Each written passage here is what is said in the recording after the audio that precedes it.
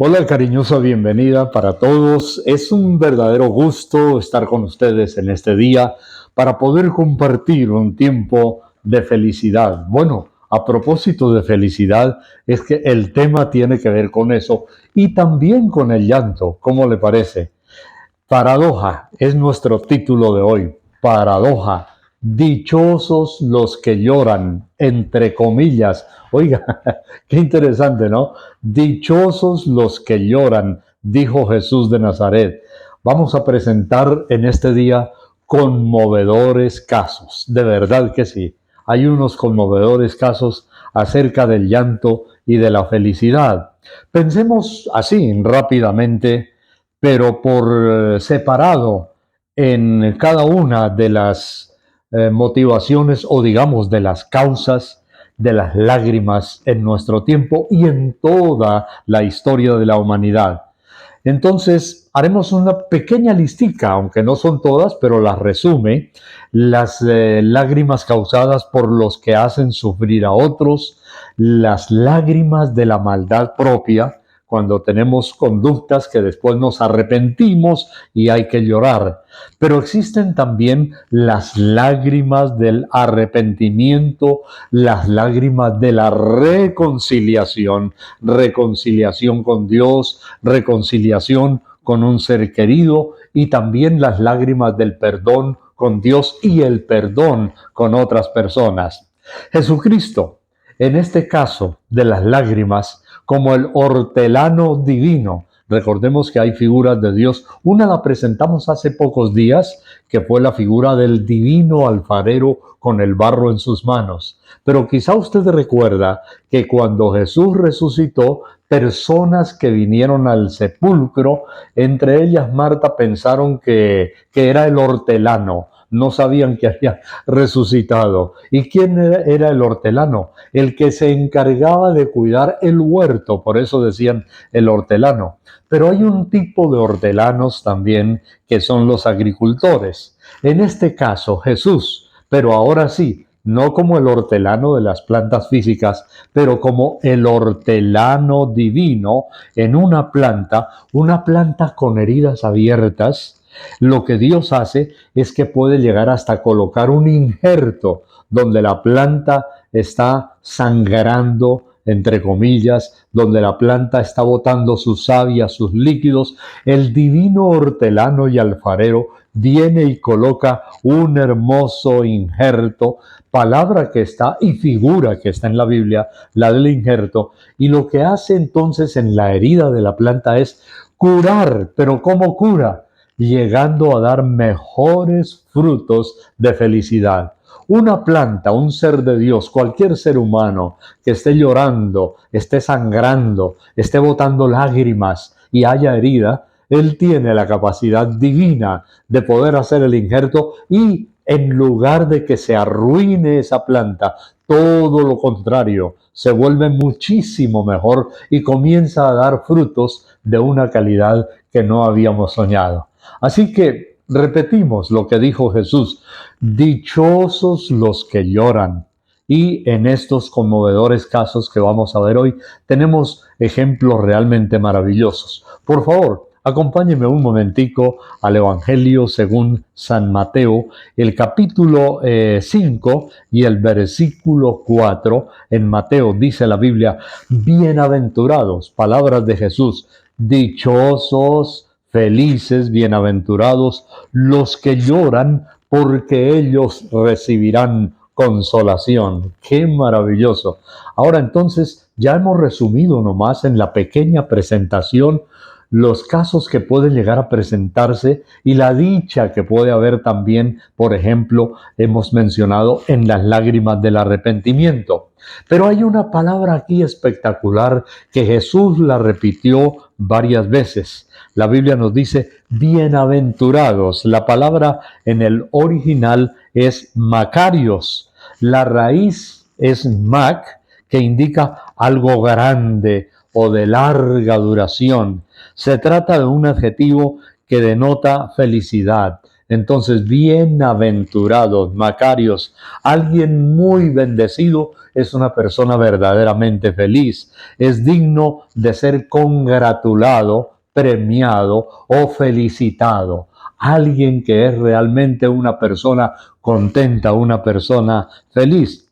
Una palabra también que significa gracia, expresa un regocijo, una satisfacción especiales, concebidos en la persona que experimenta esa salvación o esa restauración o ese gozo. Así que Jesús dijo, dichosos, felices, bienaventurados. Y permítame decirle de paso, y a usted también, amigo televidente, que la voluntad de Dios realmente no es que vengamos a este mundo a sufrir como muchos han creído. Yo vine fue a sufrir, ¿verdad? Lo he oído, he tenido cruzadas de evangelismo en estadios, coliseos, en grandes auditorios y no son pocas, a veces muchas personas que vienen y dicen, predicador, yo soy una persona infeliz, no he hecho sino derramar lágrimas en toda mi vida, parece que nací para sufrir. Mire, son frases que se escuchan con mucha frecuencia. Por eso, hoy yo quiero compartir con ustedes una palabra linda, una experiencia de esperanza, un consuelo y por supuesto, como digo también, casos de personas que lloraron y que sufrieron. ¿Cuál es el origen real del llanto en la gente? Y encuentro que la humanidad comenzó a llorar, ha sufrido desde el momento casi de la misma creación, pero en ese inicio de sus sufrimientos y lágrimas, el problema es que entró el pecado, entró la maldad. Algunos sufren por sus propios actos, pero hay otros que sufren porque gente los hace sufrir, gente mala, gente cruel, personas desagradecidas, por ejemplo, con sus padres, etcétera. O también, ¿por qué no decirlo? En ocasiones, padres que torturan a sus niños, a sus hijitos, a veces tienen problemas económicos y la manera, por ejemplo, de desahogarse es darle una paliza al niño o a la niña que tiene hambre y que está suplicando un bocado de pan.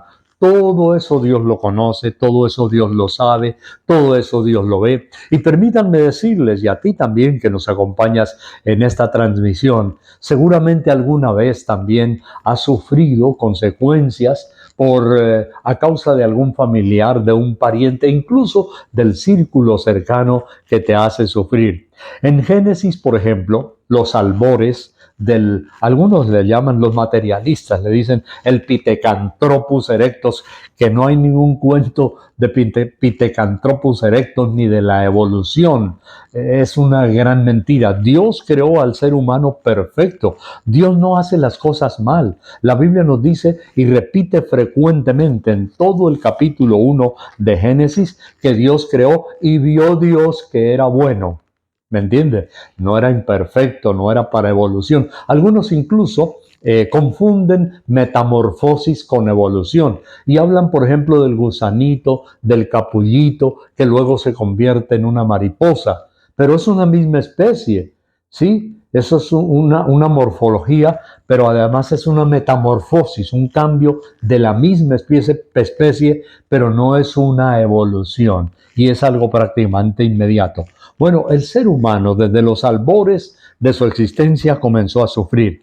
Encuentro, por ejemplo, en Génesis, el capítulo 3 y el versículo 16. Había sufrimiento porque el ser humano se volvió malvado, perverso. Mire, es una sentencia. Dios le dijo a la mujer, multiplicaré en gran manera los dolores en tus preñeces, con dolor darás a luz los hijos, y tu deseo será para tu marido, y él se enseñoreará de ti. Y al hombre dijo, por cuanto obedeciste la voz de tu mujer y comiste del árbol de que te mandé diciendo no comerás de él, maldita será la tierra por tu causa, con dolor comerás de ella todos los días de tu vida.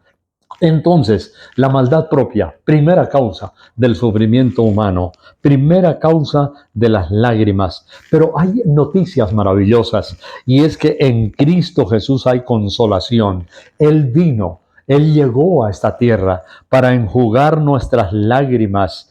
Él vino a morir en la cruz del Calvario. La Biblia dice que llevó nuestras iniquidades, llevó nuestros dolores del alma, dolores de nuestra mente, los traumas psicológicos, la depresión, la angustia, los sentimientos de culpabilidad, los delirios de persecución. Todo eso lo llevó Él, e incluso Él llevó también los dolores del alma cuando tú has sufrido, cuando te han hecho daño, cuando te han perseguido, cuando las personas incluso de las cuales esperabas más cariño te han hecho sufrir. La Biblia dice, Él llevó nuestros dolores, los dolores del cuerpo y también los dolores del alma. Él vino para enjugar las lágrimas de los que sufren. Vemos el ministerio de Jesús de una manera espectacular, a diestra y siniestra, tocando, sanando, calmando, enjugando las lágrimas de la gente. En Isaías, por ejemplo, en el capítulo 61, si usted me quiere acompañar en ese pasaje tan maravilloso, Isaías capítulo 61, tenemos una de las promesas de Dios que Él hizo para que nosotros viviéramos felices y fuésemos realmente, nos sintiésemos realmente contentos. Isaías, mire, acompáñeme por favor a Isaías en el capítulo 61. Escuche lo que la Biblia nos dice allí en el versículo 1. Dice la Escritura, el Espíritu de Dios, atención, esta era una profecía mesiánica. Esta misma profecía en una sinagoga, nos dice la Biblia en el Evangelio de Lucas, el capítulo 4, esta misma profecía Jesús la repitió ante multitudes y dice, hoy se ha cumplido esta profecía. ¿Cuál era la profecía? Volvemos. Isaías 61 dice, el Espíritu de Dios, el Señor, está sobre mí, porque me ungió Dios y me ha enviado a predicar buenas nuevas a los abatidos, a vendar a los quebrantados de corazón, a publicar libertad a los cautivos y a los presos apertura de la cárcel. Esto habla de sufrimientos múltiples del ser humano y que Él vino con el poder y la unción del Espíritu Santo para curar y sanar todas estas llagas, esta miseria, esta tristeza, esta angustia, esta depresión del género humano. Y agrega, dice, y vine a proclamar el año de la buena voluntad, del buen deseo de Dios, y el día también de venganza del Dios nuestro, pero consolar a todos los enlutados. Dios entonces tendrá un día, nos dice la Biblia también aquí, donde los malvados que nunca se quisieron arrepentir van a recibir su paga por el dolor que infligieron en otras personas. Además dice, he venido a ordenar que a los afligidos se les dé gloria en lugar de ceniza. Recordemos que la ceniza en la antigüedad, cuando se vestían, dice la Biblia, de ceniza y silicio, es cuando había duelo, llanto, dolor por una tragedia, por la pérdida de un ser querido, por una gran pérdida económica. La gente entonces se llenaban de ceniza y cuando una persona veía a otra en la calle en ceniza, está en duelo, pobrecita o pobrecito, está en dolor, está en angustia, está en lágrimas y dice, yo he venido a dar óleo de gozo en lugar de luto, manto de alegría en lugar del espíritu angustiado, y serán llamados árboles de justicia, plantío de Dios para gloria suya. ¡Qué cuadro! ¡Qué contraste entre el dolor y la infelicidad! Pero también qué contraste para aquellos que se han estado maltratando, digamos, infligiéndose a sí mismos heridas del alma, porque sucede de igual manera que hay personas que se autoinfligen heridas emocionales, espirituales, consecuencias de lo que ellos mismos han hecho y han actuado. Pero bueno, lo que la Biblia nos dice es que esta consolación que miramos aquí, indudablemente está al alcance de los que se arrepienten, de los que demuestran que la bienaventuranza de Dios es una realidad, los pobres en espíritu. En Isaías, aquí mismo, el capítulo 66 y el versículo 2, la Biblia dice, mi mano hizo todas estas cosas, y así las cosas que existieron, dice Dios, pero miraré a aquel que es pobre y humilde de espíritu y que tiembla a mi palabra. ¿Qué significa? Las personas que le respondemos a Dios tenemos al alcance el bálsamo, la redoma del gozo, de la sanidad, de la curación, de la unción. Esta consolación entonces es para nosotros que amamos a Dios. Mira, dice la Biblia, yo miro a aquel que es pobre y humilde de espíritu y que tiembla delante de mi presencia. Ahora, este temblor tampoco es angustia, esto no es pánico. Realmente la presencia de Dios trae dulzura, quebranto, consolación. Entonces la palabra temblar aquí no viene de phobos, de miedo. Es de un término que expresa quebrantamiento, entrega. Y cuando hacemos eso delante de Dios, en ese quebrantamiento se produce un temblor dulce, se produce una conmoción interior que también se ve en lo exterior. Ahora, antes de mencionar de pronto un caso muy importante, yo quiero que usted, amigo televidente y los que estamos aquí, miremos un drama que está plasmado en el poema de Agustín Ruiz. Déjeme decirle que es de lo más hermoso en la lírica que yo he podido encontrar en la vida. Este hombre, Agustín Ruiz, expresa el drama del sufrimiento humano y cómo el Señor sale al encuentro de la angustia con ternura y con bendición. Por eso yo lo tengo aquí a la mano y quiero leérselo. Pero deseo que usted, amigo, deseo que todos le pongamos especial atención porque seguramente que resume muchísimo, muchísimo la vida de personas que están aquí en este lugar, de personas que nos están viendo ahí en el canal de televisión. Usted quizá va a decir, esa fue mi vida. Otro podrá decir, esa es mi vida. Mira lo que dice este tremendo poema. Ten piedad de mí, oh Señor. Ten piedad, Señor, del que padece por causa del pecar tantos dolores, padeciendo indecibles sinsabores. El veneno al tomar que el mundo ofrece, mi espíritu se inquieta y se estremece, y en la vida, en la senda del hombre que camina a ciegas, porque el vino lo embrutece. Tú no quieres, Señor, mire qué lindo, tú no quieres, Señor, la pena ni el quebranto. Tú, Señor, no eres el autor de la amargura, porque eres amor y en tu dulzura no quieres ver lágrimas ni llanto. ¡Wow! Ahora sigue diciendo la otra estrofa de este precioso poema, que bien se podría hacer una composición musical. Escuche, dice, transforma, pues, Señor, en dulce canto la triste nota y en tu fulgor de aurora la nada, lo que no sirve, Señor, la noche oscura, noche aterradora de nuestra muerte, porque produce o no produce horror y espanto. Cambia, oh Dios, cambia, oh Dios, los espinos en rosales, los guijarros en flor, en paz la pena y en santa libertad la cruel cadena con que el diablo esclaviza a los mortales. Haz que dulces palabras eternales de consuelo oír pueda el que padece y sepa que en tu dulce amor todo florece, en tu gloria mansiones celestiales.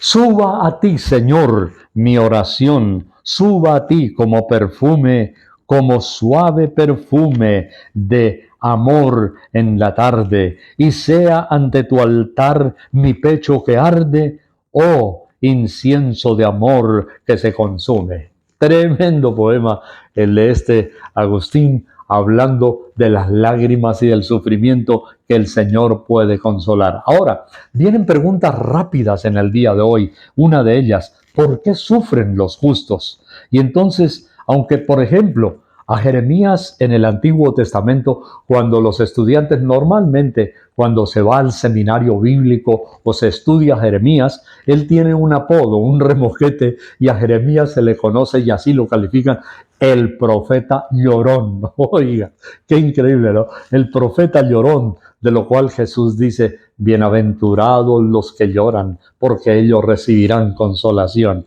Así se le llamó a Jeremías.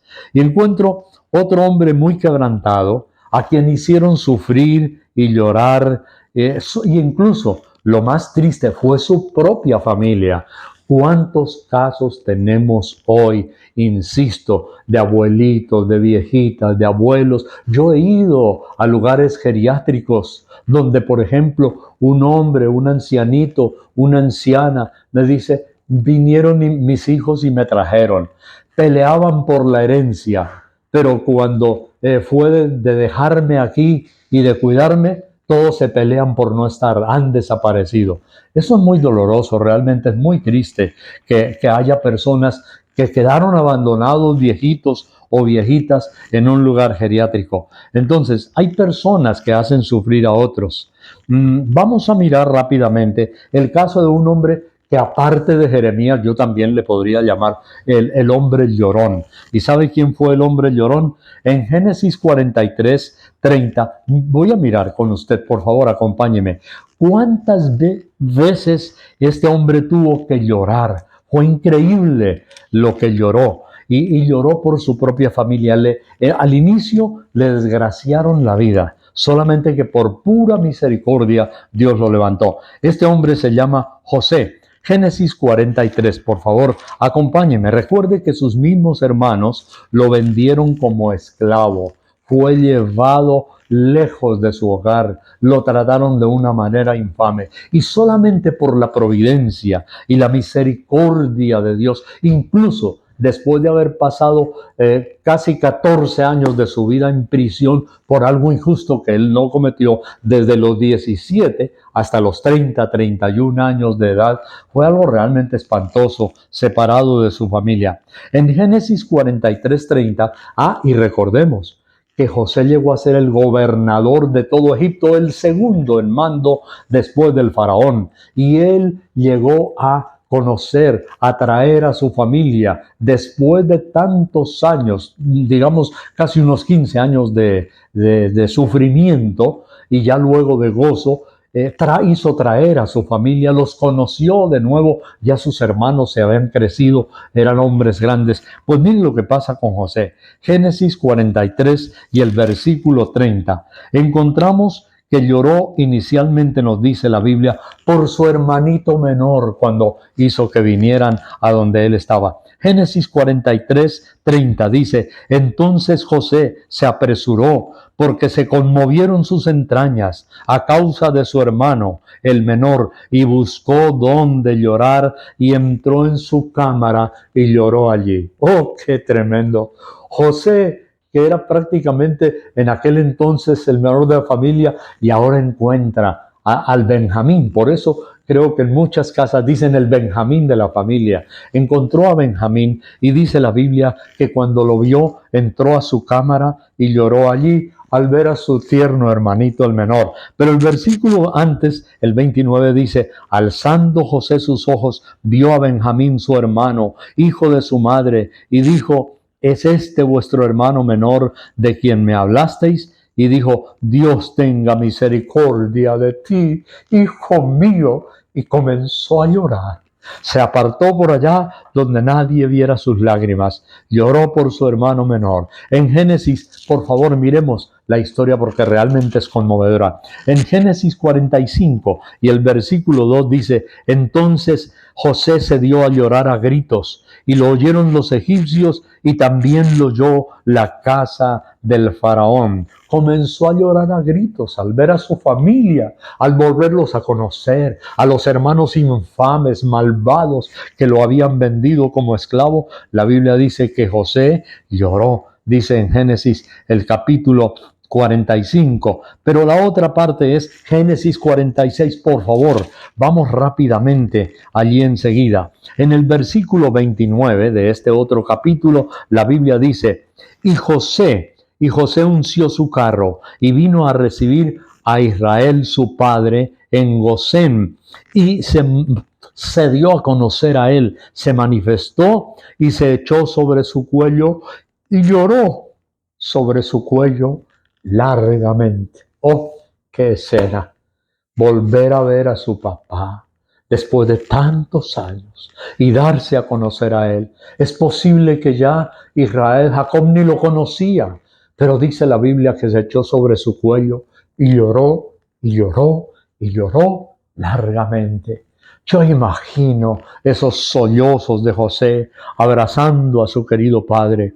La Biblia nos dice esto allí en Génesis, el capítulo 46, 29. Pero en el versículo 30 dice, entonces el padre de José le dijo, muera yo ahora, ya que sé que he visto tu rostro y ahora me entero que tú todavía vives. Qué impresionante escena cuando se encontró con su padre. Pero ahí no termina todo. Mire, todo ha sido en esto lágrimas y lágrimas. ¿Usted me quiere acompañar al hijo llorón? Sí, existe el Jeremías, el profeta llorón, pero en Génesis, el capítulo 50, el versículo 15 y el versículo 16 dice, viendo los hermanos de José que su padre era muerto, dijeron, quizá nos aborrecerá José y nos dará el pago de todo el mal que le hicimos. Es decir, y se vengará, dice ahí. Eso dice en el versículo 15, el versículo 17. Así diréis a José, te ruego que perdones ahora la maldad. Por tanto, ahora te rogamos que perdones la maldad de los siervos del Dios de tu padre. Y José lloró mientras ellos hablaban. ¡Oh, qué tremendo! Arrepentimiento de todos los hermanos de José. ¿Qué dice aquí? Todo lo que acabamos de leer, capítulo tras capítulo, es lágrimas y lágrimas y lágrimas. Volvió a llorar otra vez José con sus hermanos. Pero la Biblia nos dice en el versículo 18, vinieron también sus hermanos y se postraron delante de él y dijeron, henos aquí por esclavos tuyos. Henos aquí por esclavos tuyos. Y les respondió José, no temáis, ¿acaso yo estoy aquí en lugar de Dios? Vosotros pensasteis mal contra mí, mas Dios lo encaminó a bien para hacer lo que vemos hoy, para mantener en vida a mucho pueblo. Alabado sea el Señor. Mire, lágrimas de arrepentimiento, lágrimas que dijimos al comienzo de gozo, lágrimas de reconciliación. Mire qué tipos de lágrimas hay. No solamente hay lágrimas de dolor, sí, no solamente hay lágrimas de dolor, de sufrimiento, hay lágrimas de celebración, hay lágrimas de reconciliación, hay lágrimas de arrepentimiento. Amigo, no sé cuántas cosas han cruzado en estos pocos minutos por toda tu vida y has dicho, yo soy ese, yo hice daño, yo herí, yo hice sufrir a mi hermanito, a mi hermana, a mi tío, a mi papito, a mi mamá, a mis padres, o usted también podrá decir, yo hice sufrir a mis hijos. Entonces, aquí encontramos indudablemente lágrimas de reconciliación.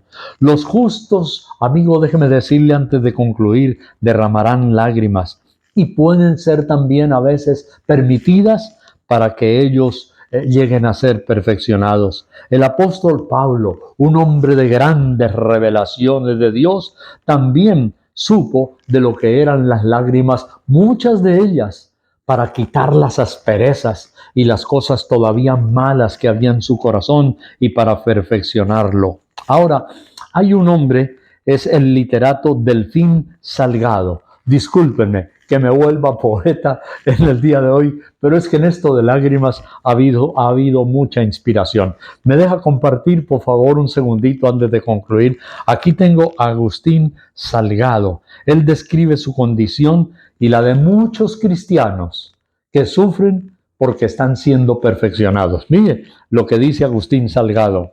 Purifícame, Señor, en el crisol de la prueba, pero no dejes, oh Dios, que me consuma en ella.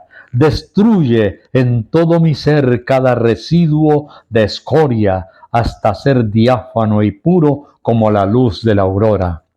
Y cuando mi transparencia semeje al fino crisol y el cristal, tu Santo Espíritu, dice, tu Santo Espíritu, entonces me guíe cual capitán por los mares de la vida, haz que llegue a mi vida, a tu hogar. Tremendo. Entonces, estamos concluyendo en el día de hoy. Estamos concluyendo, la Biblia dice que son bienaventurados, dijo Jesús, los que lloran porque ellos recibirán consolación, porque ellos serán perfeccionados. Pero déjeme decirle, terminando prácticamente ya hoy, algo muy importante e impresionante. Jesús de Nazaret fue un hombre de lágrimas y lágrimas y lágrimas, muchas lágrimas. La Biblia nos dice en Hebreos, por favor, el capítulo 5, me acompaña al Nuevo Testamento. Allí tenemos algo que nos dice la Biblia, que nos describe un poco el carácter de Jesús de Nazaret. Hebreos, el capítulo 5 y el versículo 7 dice, y Cristo en los días de su carne, ofreciendo ruegos y súplicas con gran clamor y lágrimas al que le podía librar de la muerte, fue oído a causa de su temor reverente. Y aunque era hijo, por lo que padeció, aprendió obediencia, y habiendo sido perfeccionado, vino a ser autor de eterna salvación para todos los que le obedecen. Debemos tener cuidado al interpretar este pasaje. No se refiere a que Jesús fue un rebelde, sino que Jesús fue también experimentando, porque la Biblia dice que llevó nuestros dolores. Él tenía que saber lo que eran las lágrimas del dolor y del sufrimiento y lo que eran las lágrimas de la entrega para eterna salvación. Entonces, Jesús vino a ser perfeccionado no en su sentido moral, esto es muy importante, sino que siendo perfecto necesitó quebrantamiento para ministrar y saber lo que la gente sentía como autor de eterna salvación. Gracias al Señor. Mire, quiero al concluir hoy darle un par más de testimonios.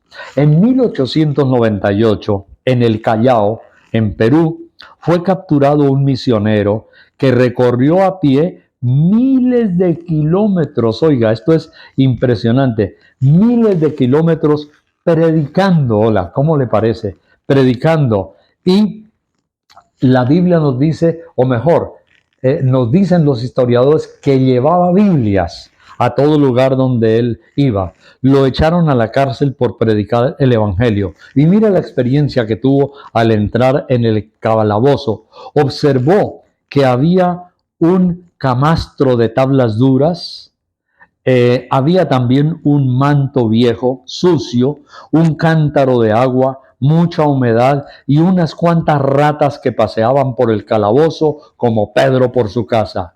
A la luz de la tenue luz que se filtraba por una pequeña y elevada rendija, pudo ver que en una de las paredes habían escrito el siguiente cuarteto que expresaba un alma que había estado en ese calabozo, pero un alma sin Cristo. Escribió lo siguiente: calabozo de mis penas, sepulcro de hombres vivos, más temible que la muerte, más odioso que los grillos. Frente a esta nota, Francisco Pensotti escribió sus dos estrofas de la siguiente manera. Esto es realmente maravilloso. ¿Qué me importan del mundo las penas? ¿Qué me importan del mundo las penas? Y doblada tenerla cerviz. ¿Qué me importa que esté entre cadenas si me espera una patria feliz? Resignado, tranquilo, dichoso de la aurora, me encuentro en la luz, porque sé que Jesús bondadoso por su pueblo ha expirado en la cruz. Llorad con los que lloran. Romanos capítulo 12, versículo 15. ¡Qué tremendo! Mire, hoy he proclamado, mis amigos, esta cantidad de notas que realmente nos pueden dejar sorprendidos, asombrados de todas las maravillas, de las bendiciones, de lo que Dios puede hacer con nuestras lágrimas. El apóstol Pablo decía que él se sentía como con dolores de parto, pero al ver los resultados de la obra que hizo, él se levantó y clamó a Dios y dio gracias a Dios. Quiero este día terminar orando, pero no puedo dejar de pasar por alto porque la estuve pensando esta semana, una querida mujer de Dios que he conocido de muchos años atrás. Ella se llama Patricia Tal vez usted la ha oído mencionar. O alguien dice, yo tengo una amiga Patricia. No, déjeme decirle, Patricia, la amiga de o mejor, la esposa de un querido amigo mío también que lo fue, maravilloso hombre de Dios. Ustedes han oído mencionar a Luis Palau, ¿verdad? Me han oído hablar de Luis Palau. Bueno, también fue en los tiempos que pudimos estar juntos, como dije alguna vez, predicando también en un país centroamericano y hablando, incluso comiendo una que otra ocasión. Patricia Ortiz es era la esposa, aunque todavía vive porque ya Dios se llevó a Luis a su presencia. Pero Patricia Ortiz, la esposa de Luis Palau, escribió lo siguiente, lo dijo y luego lo escribió, dice, cuando me siento débil y desanimada, busco a alguien con la luz de la esperanza de Dios en sus ojos, alguien que me consuele y me dé ánimo. La esperanza suprema está en Apocalipsis 21:4, donde Dios dice, enjugará el Señor toda lágrima de los ojos de ellos. ¡Oh, qué lindo! ¡Qué homenaje al Señor! ¡Qué homenaje a esta esposa de un siervo de Dios que vive todavía!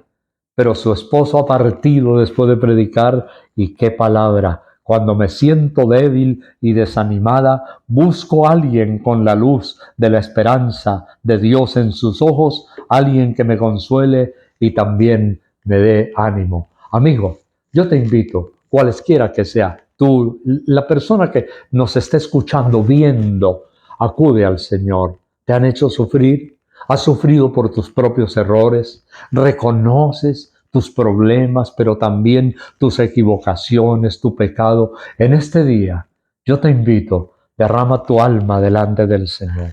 Ven a Cristo, arrepiéntete y dile, Señor, perdóname, sáname, limpia mi corazón con tu sangre, sana mis heridas. Y Él, como el divino hortelano, sin lugar a dudas, sabe lo que hará.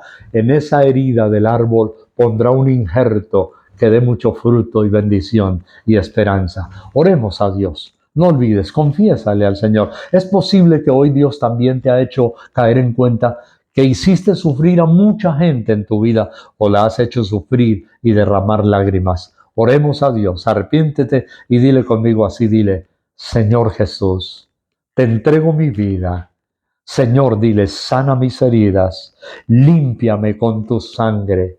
Reconozco que muchas de mis lágrimas son el resultado de mi mala conducta. Dile, Señor, perdona mis pecados, límpiame con tu sangre. Dile, Señor, sana las heridas de mi alma. Tú sabes de los que me han hecho sufrir. Dile también, sana las heridas de mi alma y perdóname. Dile, Señor, perdóname, límpiame con tu sangre por haber hecho sufrir también a otras personas. Querido Señor, me entrego a ti, me doy a ti y quiero ser feliz de hoy en adelante contigo, en el nombre de Jesús. Amén.